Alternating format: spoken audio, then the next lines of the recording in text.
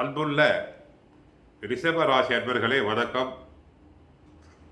சனி பெயர்ச்சி பலன்களை நாம் பார்க்க போகிறோம்.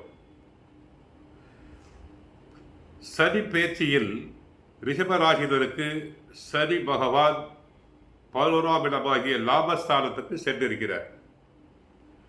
இது எதை தொட்டாலும் லாபம், தொட்டதெல்லாம் பொன்னாகும். அவருடைய 3ஆம் பார்வை ரிஷப ராசிக்கு ஏற்படுகிறது. 7ஆம் பார்வை 5ஆம் இடமாகிய பூர்வ புண்ணிய ஸ்தானத்திற்கு ஏற்படுகிறது. 10ஆம் பார்வை அஸ்தமஸ்தானமாகிய தனுசு ராசிக்கு ஏற்படுகிறது. ஆக உடல் ஆரோக்கியத்தை பொறுத்தவரை ரிஷபராசி பெண்களுக்கு நன்றாக இருப்பர். உடல் ஆரோக்கியம் மேம்படும், அழகு கூடும், இளமை கூடும், புது தெம்பு உற்சாகம் ஏற்படும். நீண்ட நாட்களாக மருத்துவ சிகிச்சை எடுத்தவர்களுக்கு நோய் நன்றாக குணமடைந்து இளமையாக காணப்படுவீர்கள். அனைத்து காரியங்களிலும் வெற்றி கிடைக்கும், மன நிறைவு உண்டாகும்.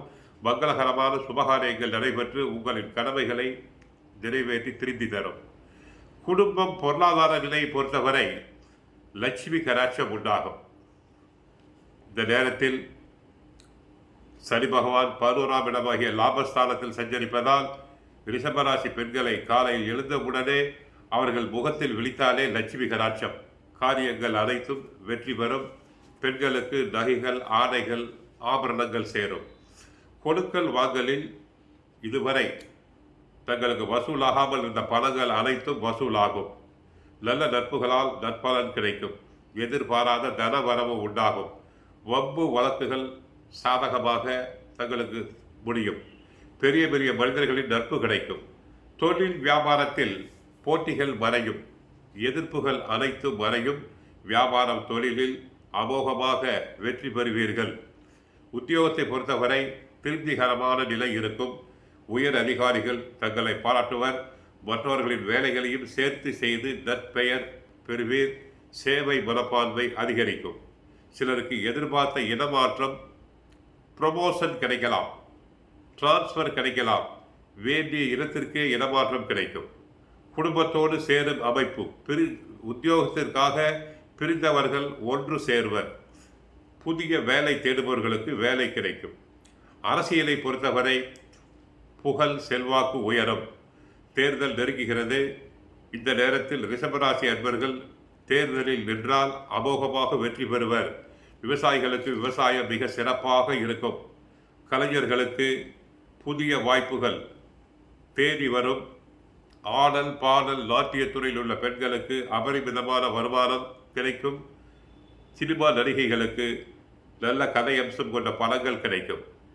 பெண்களுக்கு உடல் ஆரோக்கியம் அற்புதம். கணவன் மனைவியிலேயே ஒற்றுமை அதிகரிக்கும். சிலருக்கு அழகான புத்திர பாக்கியம் கிடைக்கும். பொன் பொருள் ஆடை சேரும். பணவரவுகள் நன்றாக இருக்கும். திருமணமாகாத பெண்களுக்கு திருமணமாகும். உறவினர்களின் ஆதரவு மகிழ்ச்சி அளிக்கும்.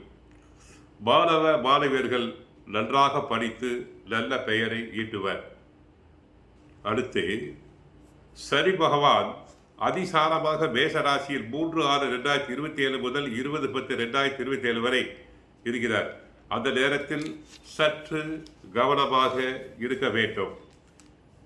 ஆக என்னதான் சிறப்பாக நடந்தாலும் சில சமயங்களில் மனதில் சில தீவிரமான இனம் புரியாத சிந்தனைகள் மேலோங்கும்.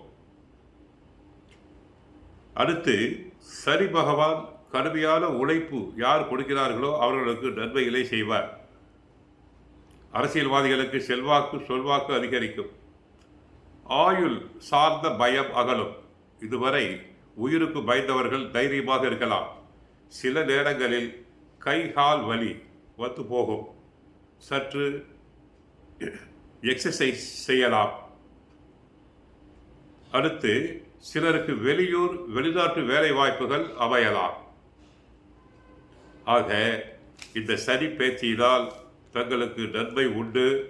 இதனை நன்றாக பயன்படுத்தி கொண்டு வாழ்க்கையில் முன்னேறுவதற்கான வழிகளை பார்க்க வேண்டும்.